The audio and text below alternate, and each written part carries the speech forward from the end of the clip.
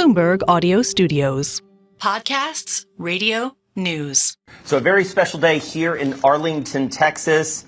Two guys we have come to know pretty well for their achievements in sports. Jerry Jones, Roger Penske, thank you so much for being with us to talk about a massive project you guys are doing together.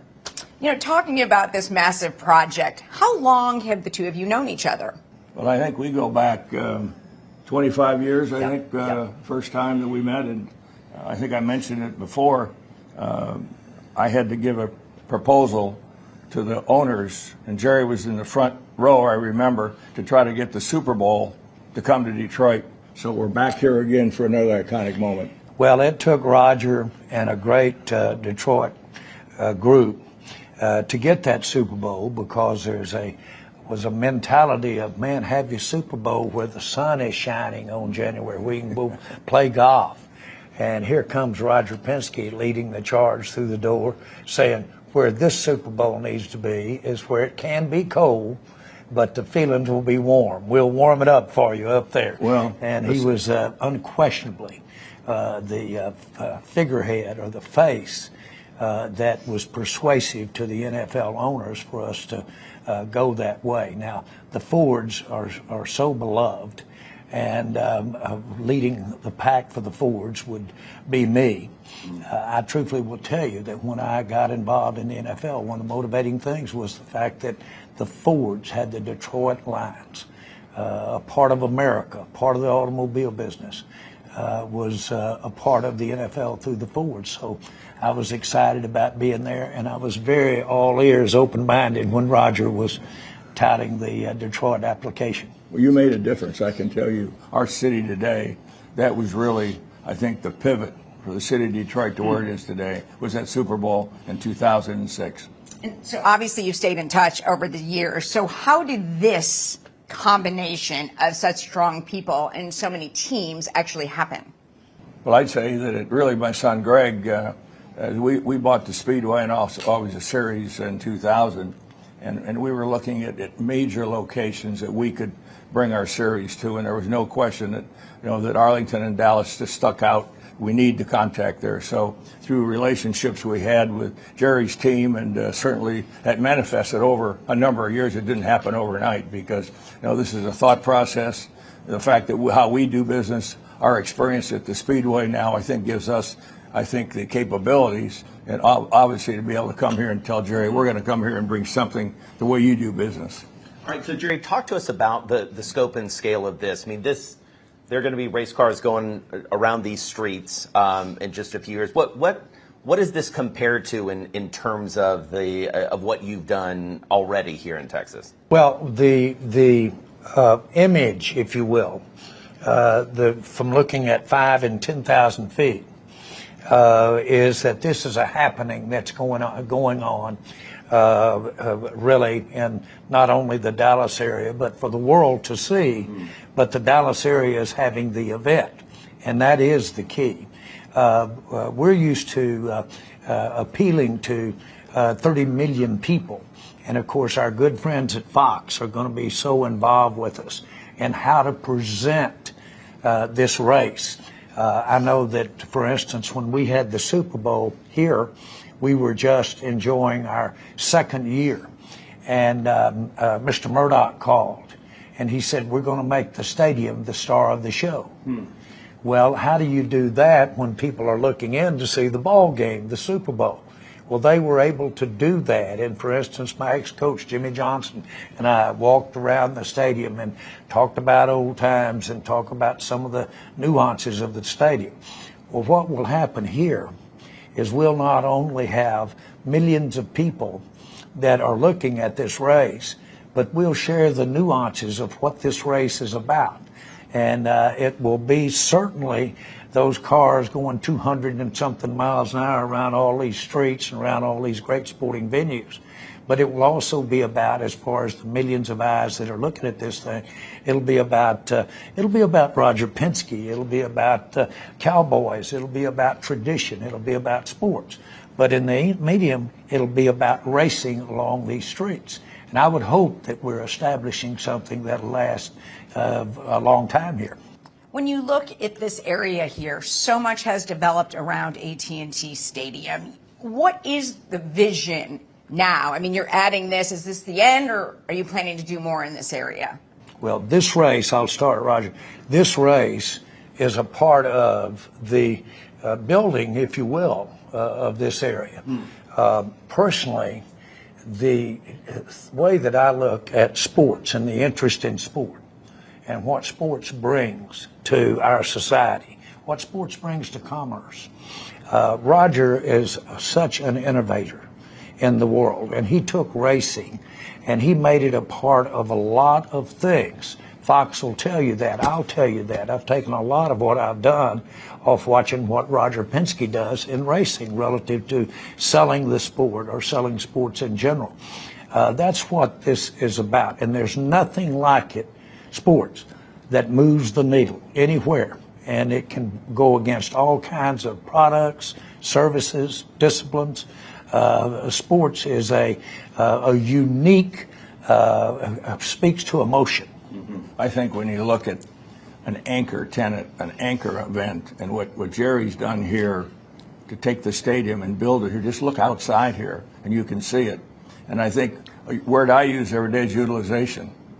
What the city of Arlington's doing is taking Jerry and the other teams that are here and utilizing, their capital, their people and their vision to make this much greater. And I think we're just going to be a part of that. We want to be part of the woodwork here as we go forward. And so what are we going to see here, Roger, in terms of like how many people, what's the sort of the economic element to this? Because you put on races all over the world, about 17, I believe, in 2025 for the IndyCar series. What does it look like, number of people, those sorts of things? Well, I think what we have to do is look at other cities where we do business. We're in St. Pete, we're in Long Beach, we're in Detroit, by the way. And I think that we typically on a weekend like this will have between 100 and 150,000 people for the weekend. We're going to have 27 cars. We'll have great teams here. The competition has never been greater. And I think to bring this here, obviously Fox is our new partner, which is going to be terrific. Eric Shank said, we're going to make this series where we want to go. So I see fast cars. I see a lot of people, a lot of interest here. I think we'll see diversity from this fan base as we come here. Yeah. And to me, we're going to make a big difference, seeing something different. But guess what? We're in one of the greatest stadiums in the world coming here with Jerry. Roger, there's all types of different car racing, as you know, but what is the next big thing in IndyCar? What do you think the next big thing is? Well, I think that what we've done this year is we've taken hybrid. As you know, in the automobile business today, hybrid is a bridging strategy, and we're now taking that into our Indy cars, and we'll take that to the next level as we get into 26 and 27 beyond. And I think we're going to see more aerodynamics. We're going to see the hybrid technology for a powertrain. And obviously, the number one thing we're doing with our new car is safety. So, Roger, picking up on that, racing is having a moment. Next weekend, a lot of people, hundreds of thousands of people are going to be down the road in Austin at the Circuit of the Americas for Formula One. How do you, pun intended, draft off of some of what's going on in the broader motorsports world to grow your business? Well, I think what I've said to our team is we got to focus on our business. I do that every day, Monday through Saturday or Sunday. And I think we look at open wheel racing that we have here in the United States. It's the highest technology. It's the fastest cars. And I think we want to continue that. And then it's the diverse. Remember, we run on street courses like here in Arlington. We run at Indianapolis, where they qualify at 244 miles an hour. We're running at permanent road courses. So ours is diverse, and we're going to keep that. It really is our total, and that's going to be our monitor, is going to be diversity from the standpoint of the types of racing that we do here in the United States. Jerry, you've gotten into a lot of businesses, but why did you pick this one? Well, first of all, I love sports. Sports is very unique in terms of the word business. It's bottom line, but it's really not bottom line like you would have with the grocery business or the automobile business. There's more to it. Sports is about tradition. All you have to do is go up there to that St. Elmo Steakhouse in Indianapolis and be around where where the big races have been over there. Have a shrimp cocktail for that. It's about tradition. It is about entertainment. And therein lies the innovativeness of a man like Roger Penske, or if you will, what we can do in the NFL to make it entertaining. But here's the deal.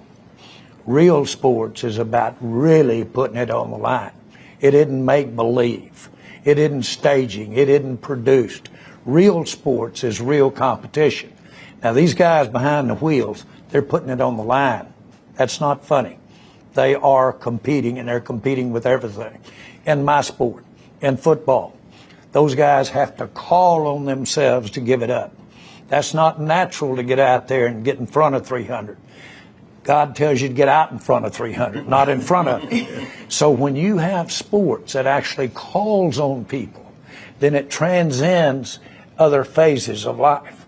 Because out here in real life, we're having to get called on, and this isn't make-believe out here in real life. So sports identifies with that.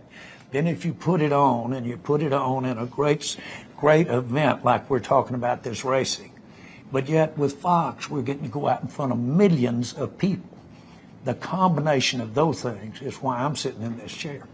And so, Roger, Jerry brings up a lot of good points about sort of the storytelling and the personalities. No shortage of personalities around the Dallas Cowboys, and including the man who's sitting right here in front of us.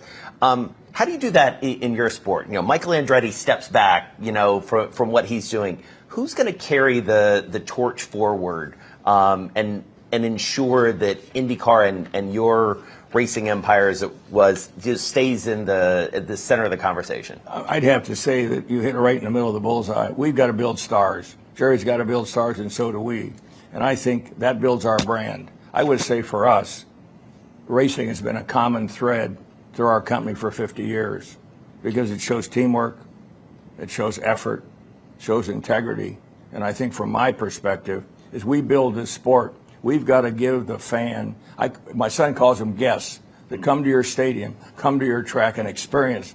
They want to tell their neighbor. It's all about telling people, I had a great time and I want to come back. But then when you can put that across a stadium like we have here in Arlington, it's a double hit for us. And I think our goal is to build the new Gardens, build Alex Pelos. We've got some great young guys coming up through the series. It's like any sport. The big guys retire.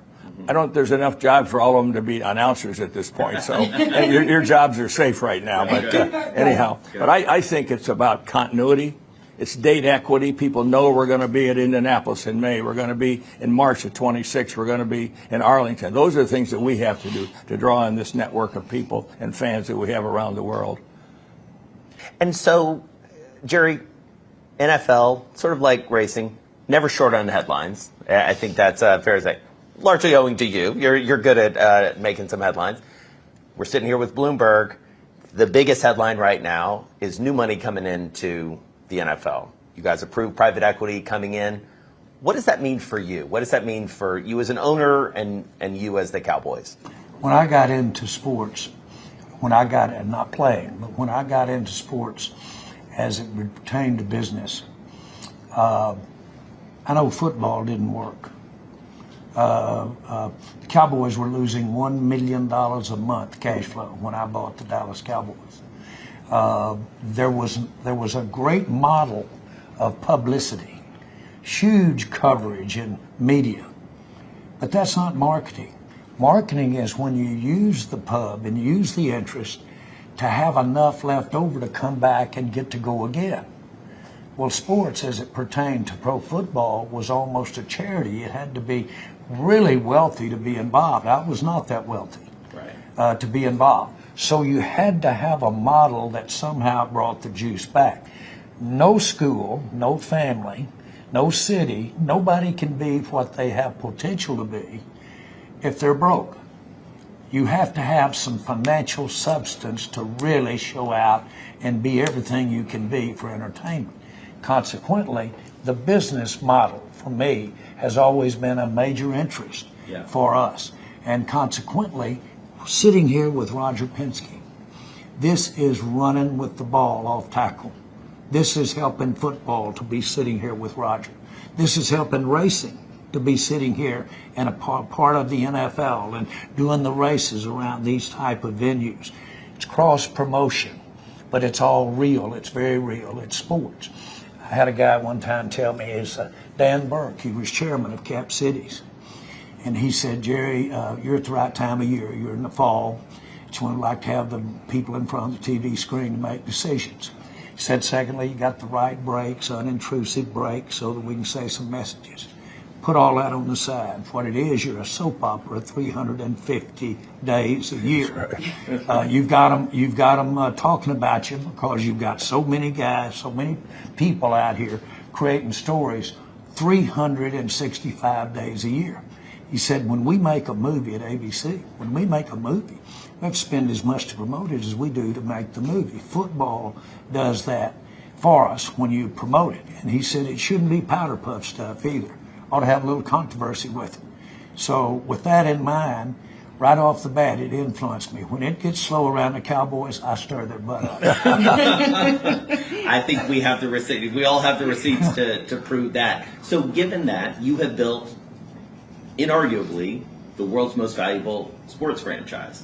Now with institutional money coming in, how does that affect you? Do you think about selling a stake, or is that for the other folks in the league to do? Well, my complete thought is the viability of the game, viability of sport.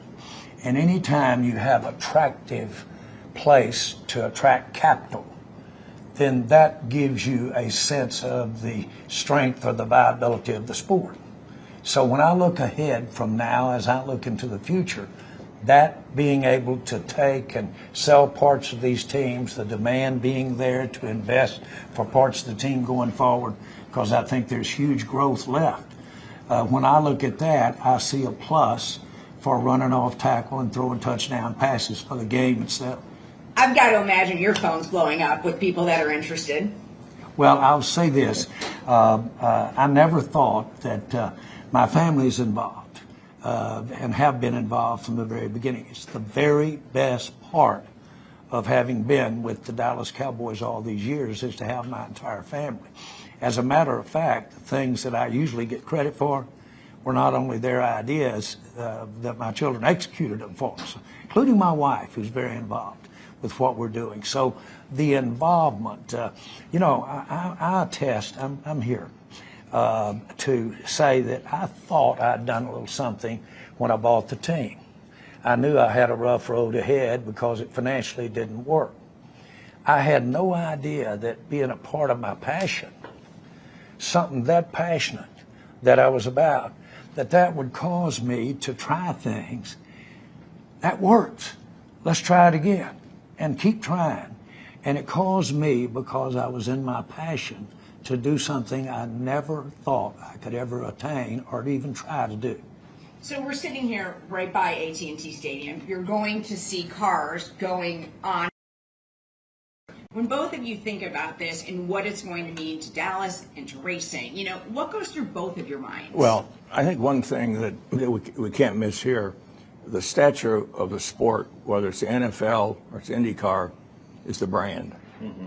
And think about the sponsors, because of what we've done in IndyCar and what Jerry's done with the team in NFL. That's the bedrock here. We talk about people that want to invest. They see the value here. And that's one of the most important things we can do, is maintain the credibility for our guests and our fans as they come to these events, because that capital outside, maybe not the capital inside, that capital is spending money every weekend on television and other areas is critical to keep this value up. So we, as owners, have to be sure that we provide the highest level of an experience for people. So I look at it, execution on race day, execution on game day, but also be sure that we give our sponsors what they need so they can continue to invest. Certainly, it's key to the television networks, too.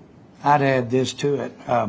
As these cars are competing and at that level of competition, they're going to drive by the brand new National Museum of the Medal of Honor for our great American heroes. It's being built not a mile from where we're sitting here having this interview. The point I'm trying to make is that sport is a part of what's happening in America, and in that case of the Medal of Honor recipients, how we got here and how we maintain being a part of America is the bravery and the heroes that fought for us in the wars. That goes with what you do when it's real competition, not made up competition, when it's really on the line. And that's the attraction. Now, to come along and fix it for stadiums, for suites, for the great ways that we present them. Before the Cowboys, I would take people hunting. And I would take them hunting because I wanted them to be sweet to me. I wanted them to help me in my business. Well, to me, sports was just a natural way to take advantage of showing someone what you care of them. How about going out to the great race, the Indianapolis 500? Those are the places for sports. So, Roger, we talked a little bit about the investment coming into the NFL. What is the investment case for IndyCar, for the rest of racing right now? Where's the new money coming from? What are you hearing? We know people are knocking on Jerry's door and his fellow owners. How's it going for you in terms of drawing new investment, and where do you see that coming Well, from? I think you've seen a lot of this capital go into Formula One, owning teams. We've seen this from a charter. We put charters in here in the last couple of months in IndyCar, so is NASCAR. So we're seeing people that want to invest in a charter and build a team. So to me, it's the experience, and we're using it as a tool to drive our marketing and our companies, and that's how we sell sponsorship. We look at our revenue in our motorsports and our Penske, it's about $400 million a year. And you think about it, we started out, with a $250 sponsor. That's how we started out. To think about. So we've been able to take this and take it to where it is today because obviously it's in my blood, but we've seen it as such a great tool to take care of these people that want to see sports. And you lose more than you win, don't we, Jerry? Think about that. We don't win every race, and we don't win every day. But again, it keeps us motivated, and I think that's the great thing about sports. And the emotion around winning, you can't buy it. Roger, you talk about my experience on winning. Only about 2% of the time, in my mind, do you have a euphoric feeling around sports. Sports is work. To participate, just think about it as a player. That's go to work time. That's nothing, again, I mentioned natural. It's go to work. It's a lot of being dissatisfied. I was not happy in college. I wasn't happy because I thought I was going to be the greatest running back that's ever hit college football. Ended up being a lousy guard, blocking for the running backs that go. Consequently, I was always wanting more. But when I was through, I looked back on it, and all those days that I got it shoved in the dirt, all those days that I had disappointment, all those days I had one or two euphoric moments at that particular time. And I know that inspired me to get to sit here today in this chair by Roger Penske and be a part of sport. When you talk about being part of sports and all changes that you've seen, are valuations going to go through the roof? Have they hit the ceiling in both of your sports? Well, I would say it's going to continue to grow. But it's interesting that people own these teams like Jerry does. And is it a family ownership, or is it going to be a capital ownership where you can raise more capital to grow? I think you'll look at that as an opportunity if there's another expansion opportunity. But I think in IndyCar right now, lots of interest. We're growing at a rate we feel good about it. Our TV ratings were up. Obviously, the tracks have made more money this past year. So we're looking at the basics. We're not NFL. We're not trying to be Formula One. We think we've got the most sophisticated cars. We have this diversity from the standpoint of the tracks that we run on, and we need to stay in our lane because this world is big. There's a lot of people like racing, and I think we need to be sure that we're promoting our sport every day. And to be able to partner with someone like Jerry Jones and the teams down here, it's just amazing. It just accelerates us as we go forward for the quality of what we're trying to produce. And so, Jerry, for you, on the valuation question, do values get higher faster now with all this new money coming in, do you think? Well, I think it's, again, capital is important, but it's only one of the ingredients from the standpoint of value as far as that's concerned. But the big thing that I look at is that we are all in different situations. I completely understand. I'm from the natural gas business originally. And I coveted getting to be a part. I went to the 500 up there in Indianapolis. I went to those sporting events, saw the great fights. I just couldn't stay away from sports. And I would take people that I was wanting to be good to, my clients, I'd take them to sporting events. I'd hunt with them. I'd do all those things.